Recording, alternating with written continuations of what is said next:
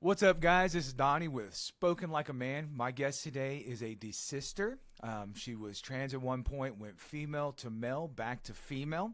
Her name is Annika. I'm really excited to have her. Annika, thank you so much for coming on here. Um, to start off with, let's just tell the people a little bit about yourself. So, who are you, and why are you here today? Well, I'm here because Donnie reached out to me. I'm a moderator on a Facebook detrans group that I joined, I think 5 years ago, 4 or 5 years ago, and that has grown exponentially. Just seeing people join every single day.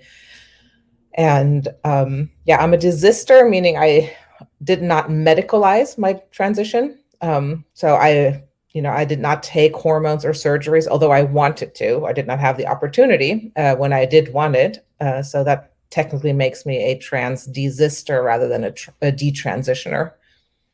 Okay, so how old were you when you first started identifying as transgender? Do you remember kind of how that went when you first started, when you started having those feelings of like gender dysphoria? Yeah, so I was older than a lot of trans people are now, or detransitioners are now. I started transitioning in my 30s. And it was a pretty gradual process of identifying just as queer at first, and then maybe they, them, non-binary, gender non-conforming, something like that. And then eventually in my mid 30s, I started introducing myself as a trans man. Okay. And I actually for a time I actually believed that I was a man. I actually believed that I genuinely was a male bodied adult human. So I like to go back, even though you started when you were in your 30s, really. I like to kind of go back to see what kind of led there. So, what was it like growing up? Were your parents both present? Did you have a strong father figure, strong mother figure? So tell me a little bit about that. What was your childhood like? I did. So I grew up in a fairly conservative evangelical Christian family in Germany. So it's a little bit different. What you think of evangelical Christian in the US, there's some differences in Germany. But I was always a tomboy. I was jealous of my brother. He got to go do some things that I didn't, and he had certain privileges that I didn't. I was really drawn to ministry, and my dream was to become a pastor. And I kept hearing that I can't be a pastor because I'm a girl, and so that made me want to, that made me not want to be a girl even more. Like, but I want to grow up to be a pastor. If only I had been born a boy, then I would be able to do that. So, and a lot of my friends were boys because they were into the same things I was into. I liked climbing trees. I liked playing outdoors. I did not enjoy playing house. There's a In German they call it Mutter, Vater, Kind, mother, father, child. That's a popular game that girls engage in. Like fantasizing or pretending about your future children, and basically playing as if you are a mother and have a family. And I did not like that at all. And I usually didn't participate. So I mostly ran with the boys.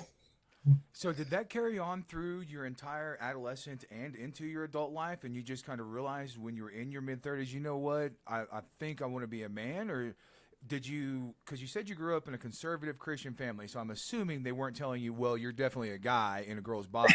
I'm No. assuming that's not what was happening.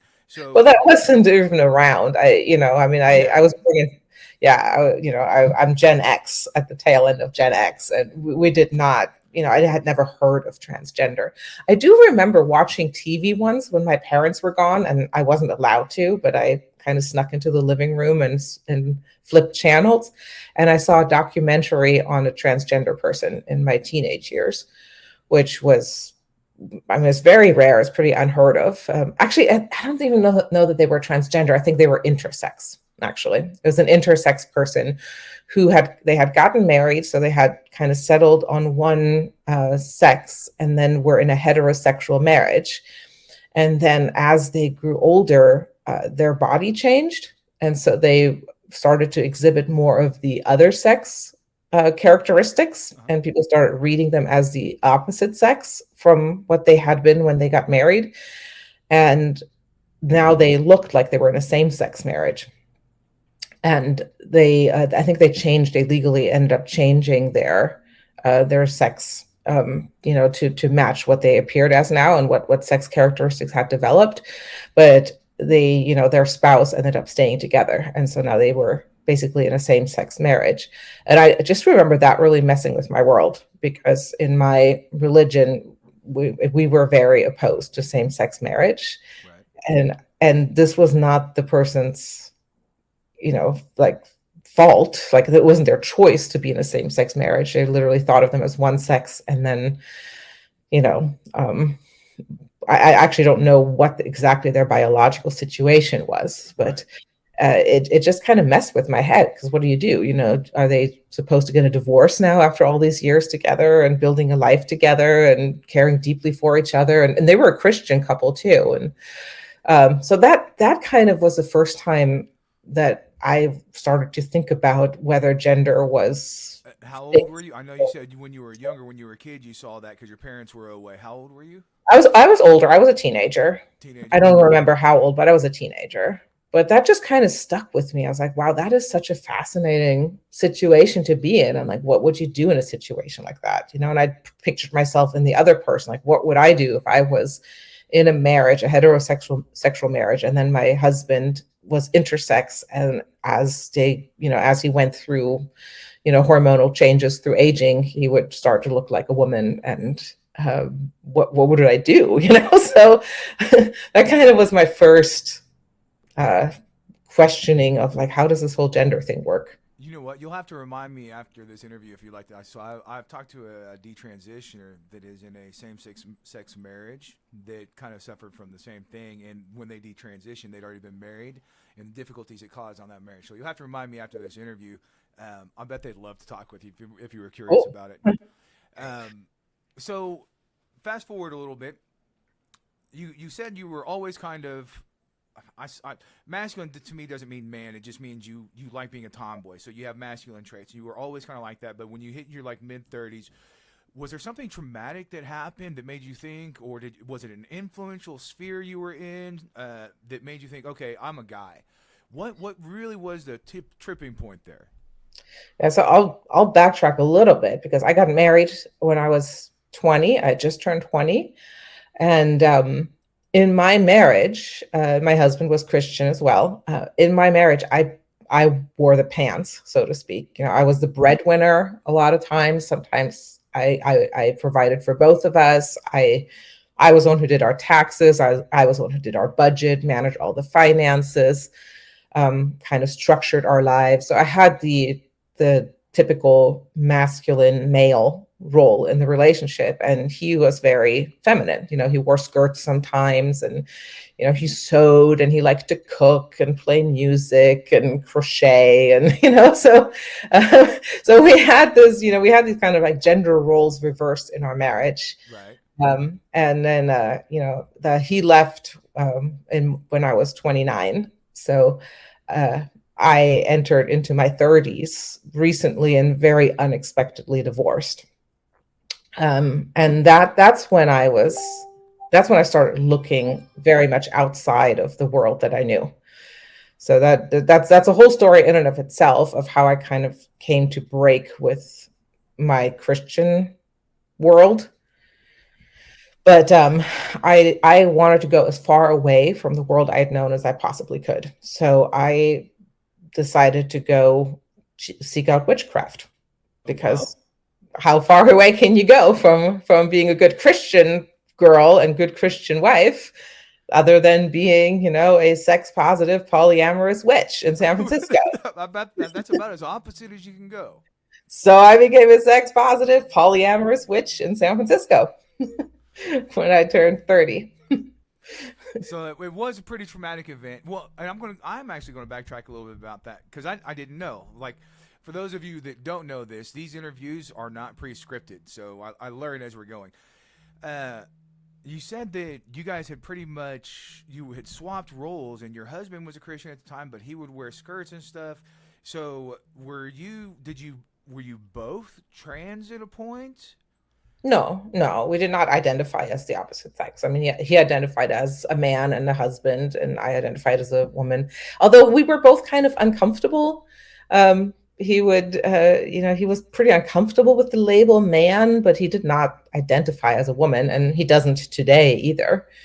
And I was uncomfortable being a woman, but and didn't resonate with that, or didn't feel like that label meant anything to me. It made me a little squirmy, but we did not identify as the opposite sex or think that we were or could be. We just were kind of just inhabiting opposite roles in our relationship. Yeah. I got you. So it was a pretty traumatic event that made you really go the opposite direction, though. So you went through a divorce when you were in your 20s. You found yourself, you said, pretty much at 30, and you're like, okay, I'm divorced. You turned your back on Christianity. It sounded like went into witchcraft and decided to be gender. I don't know all the terms and stuff, gender fluid or trans. So it was a traumatic event that kind of did it. Did you go through depression or did you seek counseling before you made the decision to really start identifying as a man? Did you seek help or talk to anybody, or was it people that were encouraging you to do that? No, I actually, to me, the transition from Christianity to paganism or to witchcraft, that was actually when things started getting better for me. Really? The last few years of my marriage were pretty awful. And as we were getting divorced, a good friend of both of us, my ex-husband and mine, was transitioning, and male to female. And this is somebody who had, with his wife, fathered, I think, 9 children or something like Oh, that. And he wow. was in his 50s at the time, and he transitioned and started living as a woman. And we had these conversations about basically how we were being treated by our community.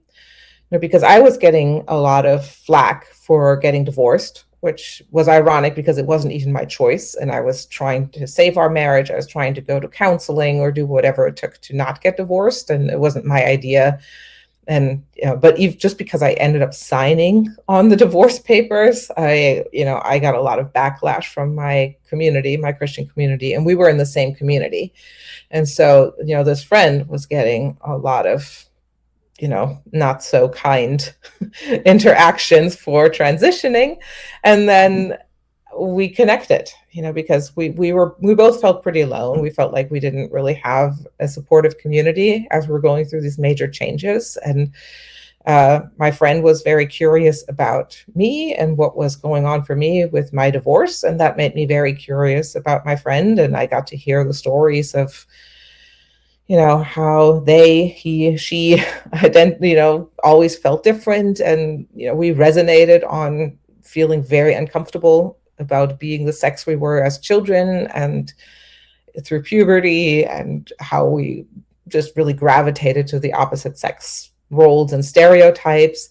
So that was my introduction to the transgender thing, really was actually through a Christian friend who was transitioning.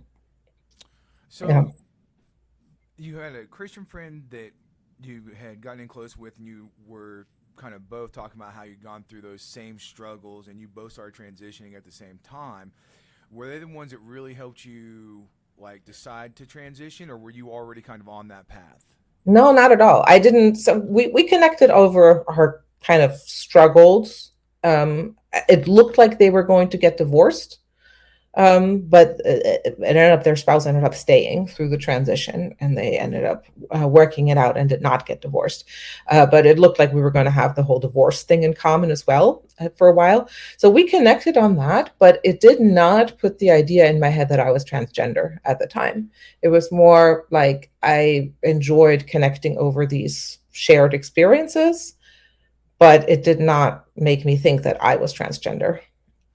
I, yeah. So, well, I'm trying to get at what I'm trying to find a cause, because generally people Yeah. have a social influence, a social circle. Because I really feel that transgenderism is more of a social problem.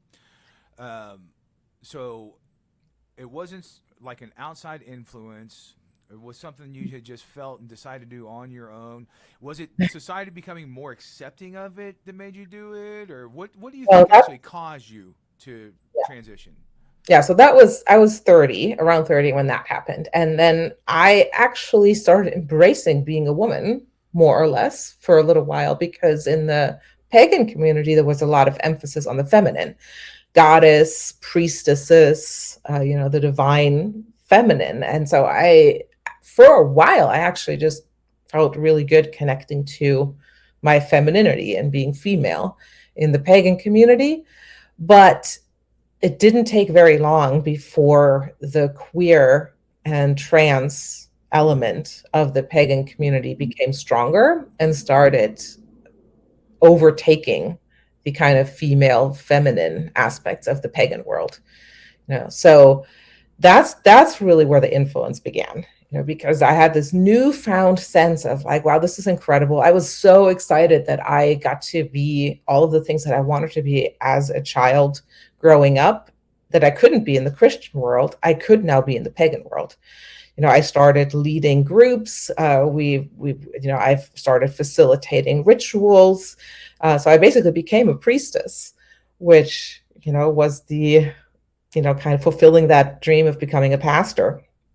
And so I ended up facilitating pagan groups. I wrote, and my writing actually became quite popular. I started writing for a magazine and for the largest pagan internet platform. So I started, getting recognized as a writer and as a speaker in the pagan world and getting to do all these things that I wanted to do as a Christian that I was told and also felt that I couldn't do as a woman. So at first it was fantastic. But then the community um, experienced a lot of strife around the whole transgender thing because a lot of rituals are female specific or women's only rituals. There are the red tents, for women who menstruate and so on. And the trans side of the pagan community was pushing for inclusion of trans women in all of the women's activities and all of the women's spaces and the women's rituals and the women's only this and that.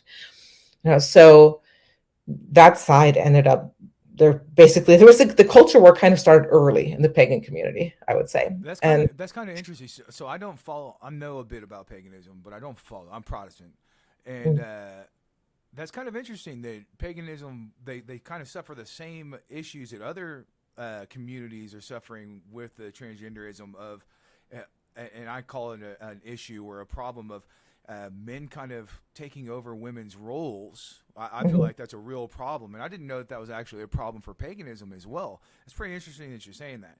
So you started out really good, like it was making you feel better. You were getting back in touch with your feminine side, but then you started having that strife, and then the trans started. I'm just doing a recap here real quick, make sure I'm following you. The trans community was coming in on that, infringing on it, and that's what caused your kind of confusion, or yes, that's when I started to feel confused because I got my writing was starting to get criticized a lot for not being inclusive enough, or that it could be offensive to some minority, especially like gender-based minorities, etc. And so I started to kind of that expansion that I had experienced. I was starting to reverse and I started to contract again. And I started feeling like I was kind of walking on eggshells again. And what am I allowed to do? And so the same sort of restriction that I felt as, oh, I can't do this thing because I'm a woman and only men are able to do this in the Christian world. Now I started to feel the same thing of, well, I can't do these things because I'm cis and only trans people get to do these things. So it felt really familiar. It felt very similar. And I did not realize it at the time at first, but I started to think in the same way that I thought as a kid, oh, if only I'd been a boy, that I could become a pastor and do all the things I want to do. Now I started to think, if only I was trans, then I could do all the things I would want to do. And I wouldn't have to be so careful about saying the wrong thing. And I wouldn't have to be so worried about offending people all the time. So, yeah. Yeah, no, it's actually really interesting to me. This is something new. I haven't spoken with somebody that practiced paganism during their transition and detransition. It's very interesting to me. So, at what age did you actually decide, okay, I'm a man? And was it the pagan community or the transgender community that was like, okay, let's go ahead and do that, we're affirming you? Was it the witchcraft rituals? It sounds like you kind of got two different things going here. You've got the paganism and then you've got the trans community, both like kind of intermingled there. Oh So yeah. was it one or the other, or just kind of all of it together? And you're like, okay, guys, I would like to be able to do some of these things. I want to feel included, so now I'm going to be a guy. Is that kind of what happened, or explain that a little bit, would you? There's another element, which is that I partnered. I got into a relationship and partnered with a trans woman. We were housemates at first, and then we became partners and ended up building a life together. And I'm bad with those. Trans woman is a a male, male to male. female. Okay, Yeah, so sorry. this is somebody. I'm trying to get these terms right. It's pretty confusing Yeah, for me. so this was somebody who had transitioned from male to female before we met. Only like brief, like not that long before we met, but when Anatomically, we surgically, and everything, or okay. yes. So cross-sex hormones. So a male person taking estrogen, and they had surgery, like sex reassignment Uh-huh. surgery. So just say, yeah, and they were at the time quite the success story of how wonderful transition is. Like they were kind of doing some advocacy work for transitioning, and yeah, just basically the story was that they had all these problems before and then transitioned, and that was the right thing to do, and all the problems went away and their life became significantly better after transition. So And that was kind of the third element you were talking about that helped you really transition. yeah, so that was when I started to restrict even more in that relationship, because it's funny, because the same sorts of patterns that I had in my marriage with my ex-husband, where I felt kind of like second class and I didn't really matter, and everything had to kind of be about the other person. The same thing started happening again. And now it wasn't because I'm a woman and he's a man. Now it was because I'm cis and my partner is trans. But, they had the ultimate say on a lot of things because I had cis privilege and my partner did not. And so because of, my privilege, I had to defer. And that's really what ended up pushing me over the edge, because it became so controlling. The relationship became so controlling and so oppressive that I decided just being kind of queer and gender nonconforming wasn't enough. I wanted out of that oppression. I wanted more freedom to make decisions, to walk on eggshells less. So that wasn't my conscious thought process, but that's, I'm looking back, that was the motivator. You know And so what? it was, if only I was trans, then I wouldn't have to walk on eggshells all the time. This is going to, because we're hearing a lot about, it sounds to me a lot like relationship issues or what caused some of this for you. Yes. Tell me a little bit about your parents' marriage. Was your dad like a? You said they were Christian. Did he lead your house biblically? Did they have a good marriage? I'm not talking about subservient servitude from your mother, but I'm talking about a strong male leadership who praises their wife. Right? I lift my wife up. She is submissive, but not in a bad way. Right? I lead my home, but I lift her up. I support her, and she's my helpmate. We help each other. What was your parents' marriage like? I mean, did you not have a good example of a marriage? Tell me a little bit about that, if you don't mind. Um, yes and no. I'm also in the process of kind of rethinking and rewriting my family history in my head right now. So I'm probably not going to say as much as I would otherwise, because some of the stories about how my family was growing up and what those meant are currently being in revision for me. But I did.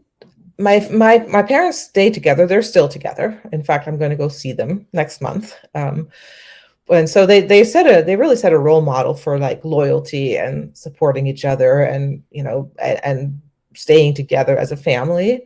Uh, their relationship is a little bit more roommate-y. Uh-huh. There's not there's like romance has not been like a big part of their relationship. And that is something that I felt like I really wanted something different. I really wanted like the more, romantic Yeah. relationship. I was like that idea of kind of settling and just kind of being comfortable as housemates, more or less, and kind of best friends and housemates. That never appealed to me. I wanted more out of that. So yeah, that actually makes quite a bit of sense now. So fast forward back. Sorry, I backtracked there because I was curious because I'm noticing kind of a pattern. I don't know if you've noticed it since we've been talking. A bit of a pattern. It's relationships that are causing a lot of strife for you, Mm. and I didn't know what your family, what you had seen growing up. So fast forward a little bit. Your viewpoint now, or actually, how do we get to the point where you are now? Because obviously you desisted, right? Mhm. Tell me a little bit about what happened for you to desist, and if it's a relationship, I'm curious. Well, it's interestingly, it was actually my trans partner who blocked me from medically transitioning. So I felt like, if only I could live as a man, if I could fully transition, if I could become a man. And at the time, I truly believed that I would become a man. Mm-hmm. I believed that my partner had become a woman and that they were fully and truly a woman. And I wanted that too. I had quite a bit of magical thinking, like you take the pill, you get the surgery, and you literally become that thing. That was my belief at the time. And so I was like, I want that ritual, I want that magic, I want to do this, and I want to become a man and live as a man. And when I expressed that and started talking to my partner about our insurance and what it would take to get the hormones and the surgeries, and there's different kinds of surgeries you can get as a woman to transition and live as a trans man. And we started having this conversation, and at first it was quite factual. We were discussing the logistics of it, and then suddenly in the middle of the conversation my partner's eyes glazed over and they started crying and screaming and saying things like what happened? I don't want this. Why did this happen? Who mutilated my body? What happened to my body? And just went into this fully somatic embodied expression of regret Mm-hmm. and horror and shock too. And it was like a part of them had just realized that they had transitioned. And so so then they started begging me not to do it. They were like, don't do this, it's like horrible, my body is mutilated. And I'm just kind of describing it calmly, but it was the most raw physical expression of pain and regret and despair that I had ever experienced in another person. Mm-hmm. And I was completely taken aback by that. On one level, just the intensity of it. I've never seen anybody express pain and regret so physically and so intensely. And on the other side, just the fact that this was completely impossible in my worldview.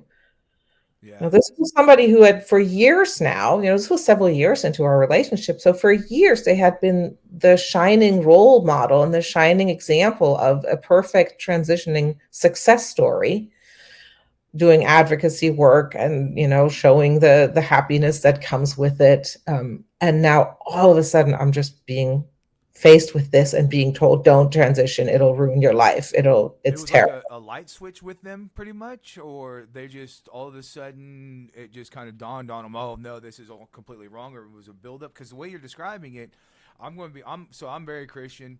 I'm going to say it sounds like the Holy Ghost stepped in and smacked the dude upside the head. Is what it sounds like to me. Well, what ended up happening is that my partner did not quite remember that happening afterwards when I tried to bring it up. And over the following months, several other bizarre occurrences like that eventually led to seeking out uh, like therapy and professional help. And my partner was diagnosed with dissociative identity disorder or Mm-hmm. multiple personalities. Yeah. And so it turned out that they were switching, and I eventually came to meet 18 distinct personalities, some of Wow. some of whom did not share any kind of awareness that the other ones existed, or that these were all parts of the same person in a body. They thought of themselves often as their own person and couldn't figure out why sometimes they lost time and why their body got taken over by something else. So they had then it's not just the different parts of self, but this was not the TikTok version. I know it's Yeah, kind of no, no. cool on TikTok to have DID now, but this was like the real thing. And so, looking back after that diagnosis came in, it's like, oh, okay, so they switched. They switched from the part that I was used to interacting with to a trauma holding part that stored all of the emotion and the regret. And that part had not seen the light of day since the transition. And therefore, it really was the moment that this part, or this alter, or this personality, realized that the body had been surgically altered. So I'm definitely gonna step out and say that wasn't Holy Ghost, but I also believe in demonic too. So we don't need to get into that, but to me, yeah, that sounds like the devil at work. Anyways, so they had this epiphany moment because they had actual dissociative disorder, Yeah. and that made you have second thoughts about the transitioning, and they kind of stepped in. They're like, "We're not going to let you do it." Is what he didn't let you do it with the multiple personalities, so that's what kept it from happening. That's what kept the medical from happening. I did not, however, change my mind immediately. In fact, it got worse because being close over the following year, being very close to this person, I started to experience a fragmentation of my own mind. And I started to experience myself as if I had multiple personalities.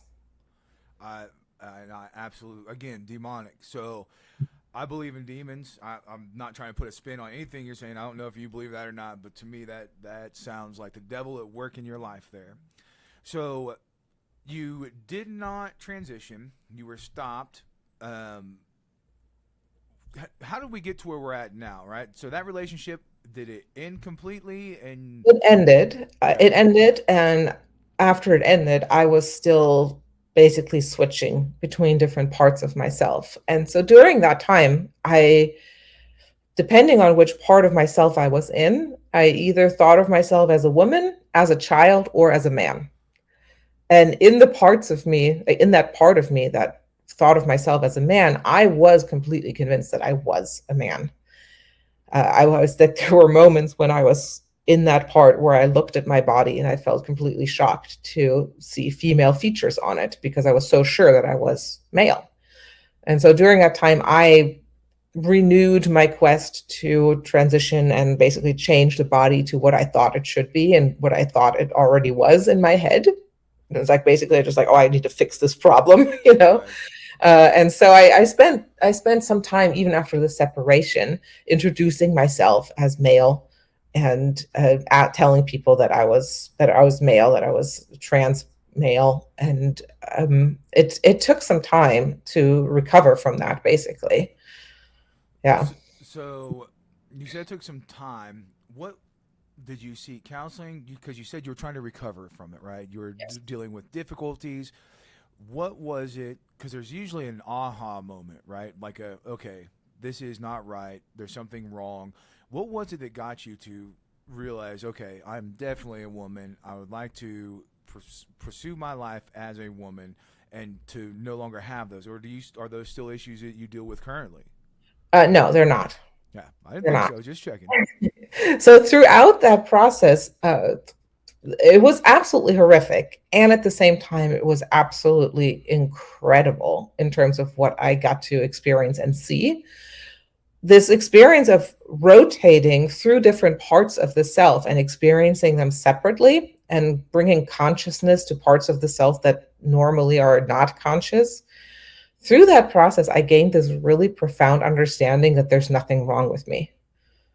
That was the aha moment of like, wow, there really is nothing wrong with me. I looked at every part of myself and I could see how I would behave sometimes in ways that were harmful, but I could also see how all of that harmful behavior was always coming from a place of good intention, and that it was the disconnect from each from myself, the disconnect from all of the different parts of myself, and I would say from God, that was causing me to behave in all these harmful ways. But there was nothing wrong with any of the parts of me, even the ones that behaved very badly. So you said the disconnect, and you put God out there again. I talk about God a lot. I love God. Thank you, Jesus, for today. By the way, uh, it actually, and I've spoken with a lot of detransitioners, and a lot of them are even ones that have had surgical. And it's funny because you were talking about the pain that that person felt, your ex partner. I felt that right here. Okay, I have talked to so many detransitioners now that have such horrible regrets about what they've done, especially the surgical scars, the pain that these people feel. I love them so much.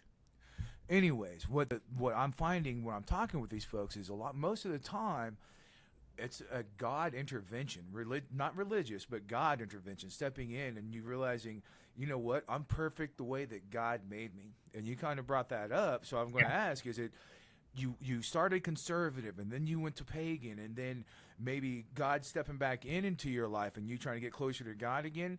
Is that what kind of helped you heal a little bit, right? God stepping in and saying, hey, you are perfect the way I made you. You are a wonderful woman.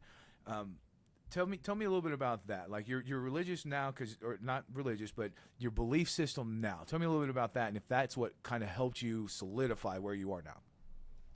Yeah. So um, I consider myself a polyneucist now, which is a term that I actually coined myself from the Greek poly, many, Uh huh. and nous, mind. Because that experience of experiencing myself as multiple minds and seeing other people as multiple parts has had a profound impact on my spiritual outlook and the way I see God, the way I see humans. And so I find that I no longer fit in anywhere. I do not fit in the pagan community. I do not fit in the Christian community. I do not fit into the Jewish community, which I'm remarried and my husband is Jewish. But I don't fit into any of those communities. Do And his parents like you? I'm sorry, Do his parents like you? they do not speak to me. Actually, that's not true. His dad started talking to me again, but not particularly. I was also born and raised in Germany, which also Yeah, is not yeah, particularly comfortable for the extended family. Some yes. more comfortable with it than others, but yeah, we are. We definitely our marriage has definitely caused some interesting dynamics in our broader family circles. Yeah, it sounds that way. So, I don't really fit in with the term Christian nowadays either. I don't believe it means what it used to. It's got this spin on it, and it's just not. I believe in the Bible, and I believe in Jesus Christ is what I believe in. So you're a mini mind person. It changes your outlook on God. I'm curious about that. Tell me a little bit about what your outlook on God is. Well, the way I see it is that different parts of the selves are can be more or less in relationship with God and reality. And I kind of use God and reality somewhat interchangeably because I believe that God is truth and reality is based on truth. So if I'm in alignment with reality, I'm in alignment with God. And vice versa. If I'm in alignment and in relationship with God, then I'm more in alignment with reality.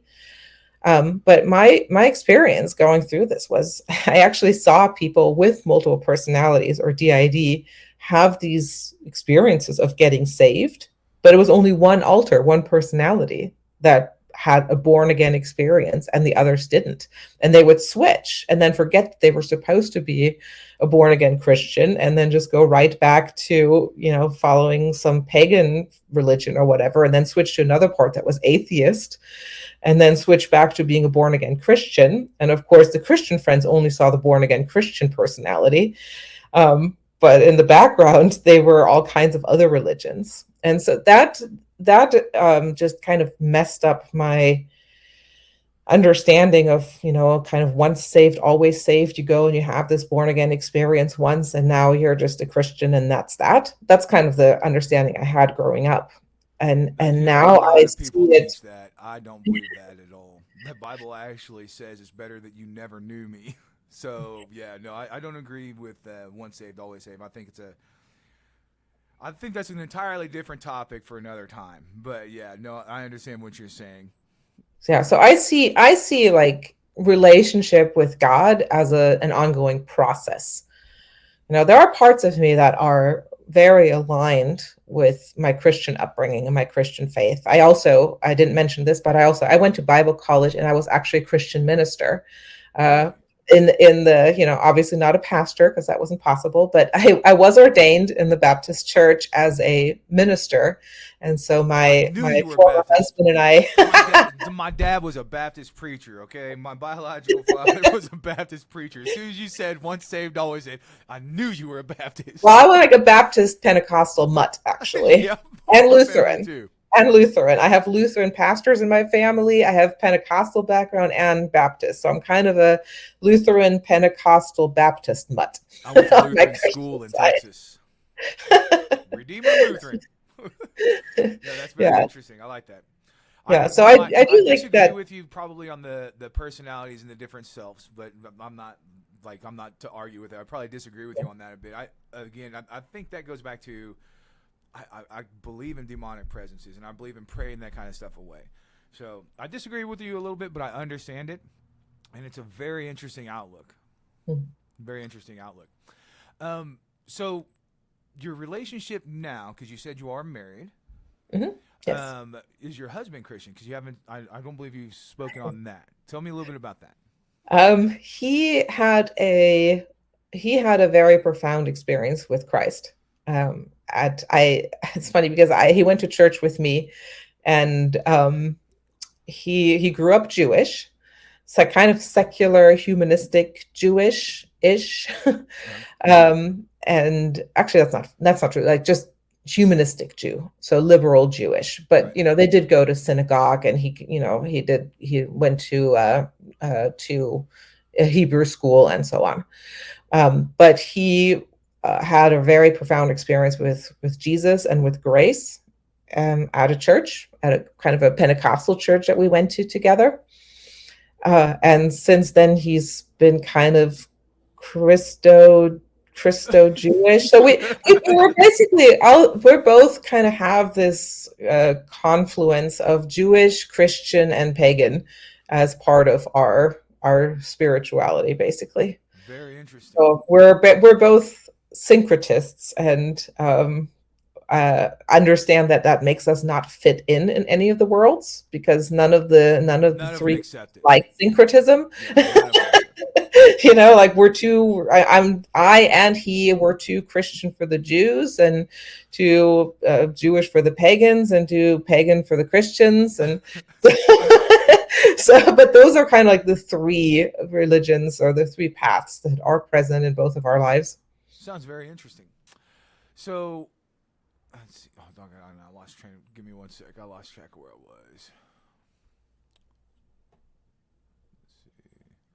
was. What advice would you give to young people that are thinking that they might be the opposite gender that they are? What would you say to young people that are thinking about transitioning? What would be your advice? Slow down. That would be the very first thing, is slow down.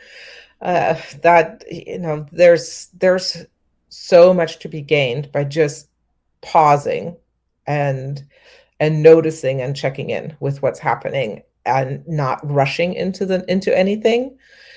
That would be the first thing. The other is that I think that the impulse behind transitioning, there's something really, really important there. If somebody is looking to transition, there's something really, really important going on there, and that really matters. And so I would say, your impulse, there's nothing wrong with that impulse. There's nothing wrong with that desire. Don't rush into that. Don't rush into that. Like let's explore that desire, Find out because why. there are incredible ways. And I'm really comfortable being a woman now. I'm really glad that my body is intact. I feel so grateful. I do have detrans friends who did medicalize and who are now living, women who are living without breasts. And, I know men who, have been altered by hormones and surgeries. And I'm really grateful that I don't have the medical burden. That's a wonderful thing. And I also have met many other people who have found like myself, just incredible ways to express these impulses in other ways that do not alter the body and that do not cause medical dependency. That's the other thing. It's like, you don't know what you're getting yourself into years and years down the road. And you can express that masculine impulse as a female in ways that are absolutely unique to a female bodied person. Like you can be masculine as a woman, and there's just an incredible power in that that's really different than the masculinity in men. I believe that we both have masculine and feminine, and Absolutely. the No, I agree masculine with in a you. woman is just really different than the masculine in a man, and vice versa. The feminine in a woman, the feminine in a man, and getting to express the masculine and feminine without trying to be the opposite sex, or without modifying your body, or without identifying away from, the sex that you are. There's so much more power in that, and it's so much more satisfying. And it also is much more empowering because it does not depend on other people. If I transition, I create a dependency. Mm. I'm needing other people to see me a certain way. I'm basically manipulating other people into seeing me a certain way and validating this masculinity within myself. Whereas if I just let myself be female and I don't dictate to people how they should see me, I don't send them signals through changing my body and how they see me, then I am free to explore the masculine in my female body without being dependent on anybody and anybody's perception of me. Yeah, embracing your masculinity and being a tomboy. I'm 41 years old, and growing up when I was a kid, there were tomboys. There weren't girls that were boys. They were tomboys, and I don't think there's anything wrong with that. And I think we need to get back to it. So, what advice would you give to parents that are having kids that are trying to transition, or that think that they're trans? What advice would you give to the parents of those people? So this is going to be an unpopular one. That's okay. That we're But the, here for. Not. I don't put my opinions on everything. I want to know your opinion. I mean, the first thing I would say is you might not be able to stop it. And God is good. God can work with it even after it happens. So, a lot of parents that I have spoken to, they're just locked in on this. I have to stop this at all cost. And I'd be like, that is not the most helpful approach. It's like, I have to love my child and be there for my child at all cost. That's a much better approach. And, if the child makes a choice, there's going to be grief, there's going to be suffering. But, I mean, I do believe that God is incredibly powerful and that God can work through all the mistakes that we make. And so I would say, don't get too fixated on stopping the transition altogether or stopping a particular part. Be more fixated or just put your energy on, like, what is actually going on for my child and how can I support my child the best way possible. And the thing is, that's going to probably bring up some really uncomfortable things for a parent, because that it'll probably show up some places where, the kid is looking for something that it did not find Well, you know what? That growing up. actually brings up another question. Do you believe in affirmation of that child? Affirmation of their gender identity? Yes, as a parent. No, I don't believe in affirmation of the identity. I do believe in caring about and bringing curiosity to the impulse behind it. So I would Figuring never out say why. to a child, yeah, I would never say to a child, like, okay, yeah, no, I believe you are the opposite sex, because I don't. But so my approach would be like, I don't believe that it's possible to change sex.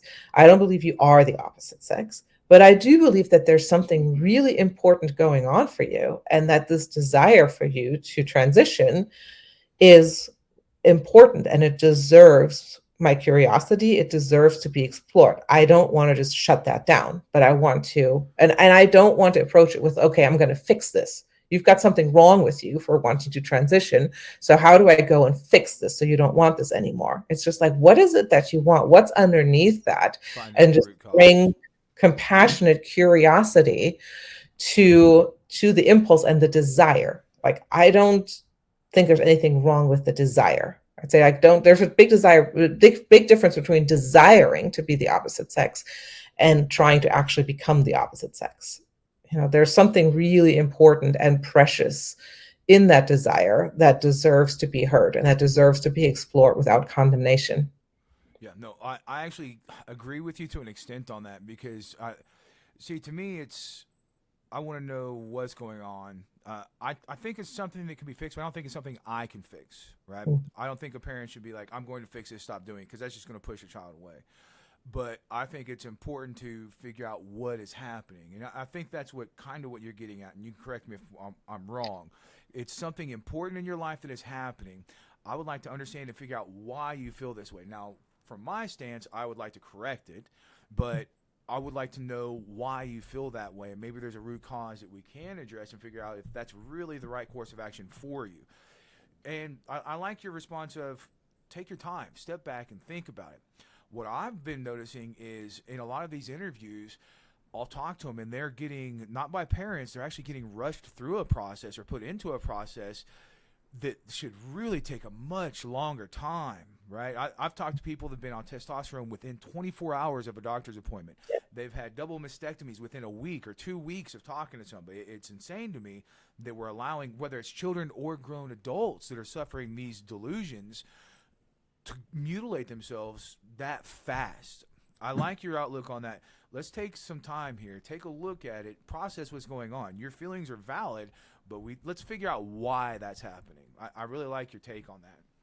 Yeah. So if you can correct me if my understanding was wrong there, but is that pretty close to what you were saying? Yeah, like the whatever is going on is real and it matters. And there's if there wasn't something missing, if there wasn't some desire or some need that wasn't being met, the impulse to It wouldn't be transition would. happening. So Yeah. there's something missing. There's some expression that is being stifled, or there's some sort of something is happening there that is restricting, that is restrictive, and there's some wanting to break out and break free and expand and become bigger, and that totally matters, and that deserves to be It heard deserves and attention. explored. Yeah, it absolutely deserves attention. I'm going to backtrack a little bit here because I forgot to ask about something. So you have detransitioned. You're living very happily as a female. You're married. The community that you were a part of, right? So what I've been learning when I'm talking to detransitioners or desisters is they were welcomed into a community. They were suggested to have these things done or to make these changes. And then when they later on are like, okay, I really regret this. I should not have done this. They are shunned by that community. Not just shunned, but attacked, gaslit. Have you dealt with any of that? Are you still part of the community? Tell me a little bit about that if you don't mind. Yeah, 100%. That's one of the reasons I actually moved. I lived in Portland, Oregon, and I moved to the East Coast. And a big part of that was that I just couldn't stand being around in a place where there's so many people who hated me and who canceled me and who didn't want to. Isn't that insane? A group of folks that are supposed to be all about inclusion and love can show so much hatred. I really love the human condition, and when I say I love people, I mean I love you, Annika. I can say that and truly mean that to pretty much everybody I talk to. I may not agree with what they're doing, but I still love them, right? And I will treat everybody as nicely as I can, right? How you treat me is going to reflect a little bit, but the fact that a group that is so welcoming to these people, I could almost tear up right now because I've talked to so many people that have been hurt so bad, and that they get welcomed into this community and told that, hey, you're actually a man, or hey, you're actually a woman, hey, you should have this surgery, hey, you should have these hormones. And then when they either find God or some other higher power or anything that makes them snap out of that false reality, they're completely shunned and even attacked by that same community. It is so insane to me that that's how that works. You would think that a person that changed their mind would still be accepted by that inclusive community and be like, hey, we still love you.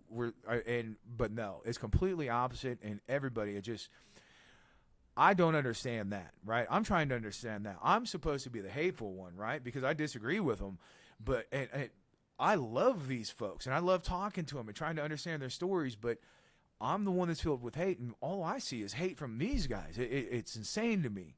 sorry, I'm getting off on a little bit of a soapbox here. Is that not a little bit uh, hypocritical? Would you say? It is, but it makes sense to me because I think what happens in these communities, there's this replacement of God, where God is become like the group becomes God. Like that is the actual idol. That is the actual deity that is being worshipped. Basically, it's the group, it's the consensus, it's It's a the thing dogma. that we agree to together. But if you get a group of people together in that culture, whatever the group comes up with together is basically as if it were like divine revelation. So like the authority, instead of like it being like the Bible or individual intuition or some other sacred text or some other source, religious source, truth and wisdom comes through the group talking to each other, everybody being in the conversation. You sometimes hear that phrase, conversation. We just need to have more conversation. We need to have the conversation. It's that in and of itself is basically a deity. Like it's a group. Like the group is like an entity that has become basically deified. So when you criticize the group, or when you become a dissident of the group, it's like you're blaspheming God. Yeah. Yeah, no, I agree. I've actually spoken on that. I call it. I believe that it's a dogma, right? It is a movement that if you, it's its own religion, really. Their own, like Yeah. you said, they're worshiping themselves basically. God actually speaks separately about destroying self, and these are guys are like, let's worship self, right? It's But it's group, because there's like the new age thing where it's just like I am God, like oh my yeah, own no, divinity, and it is the group. It's the it's very ideology that is isolated. worship. So, Yeah, yeah, it's quite different. I'm familiar with like new age culture too, where everybody is kind of like this narcissistic island of personal growth. I make my own But reality. I am my yes, own God. Yes. but this is different. This is where the group together, it's almost like the scripture where when two or three come together in my name, I'm right amongst them. It's almost like when two and three come together, I am God, we are God together. Yeah. So it's a group. Like the group together becomes like a divine entity in the ideology, basically, or theology of that religion or ideology. Yeah. Yeah, no, I actually I agree with you, and I think it's a pretty apt description. Well, one last thought here for the people that are watching this interview. What would you want to tell them about your experience? What would you hope that they learn from you throughout the course of this interview? What would be like your final statement to everybody watching? I mean, my main statement is always like, there is nothing wrong with you. When I first heard that in my mind, it was so powerful, and it has been the driving force behind my life. And I find it the most transformative thing to come back to again and again and again. Even when it seems like it, there is nothing wrong with you. I love that. I actually think that's a wonderful final thought. You guys, there's nothing wrong with you. God loves you and made you just the way you are. Annika, it was a real pleasure talking to you and getting to know you. And I want to stay in touch after this because I've gotten to know pretty much everybody I've spoken with. You've been a lot of fun to talk to you. Thank you so much for doing this for me. Do you have any other final thoughts you'd like to say? Well, if you want to connect with me, there is nothing wrong with you.org is my website. Go ahead. Go ahead. What was it again? There is nothing wrong with you.org.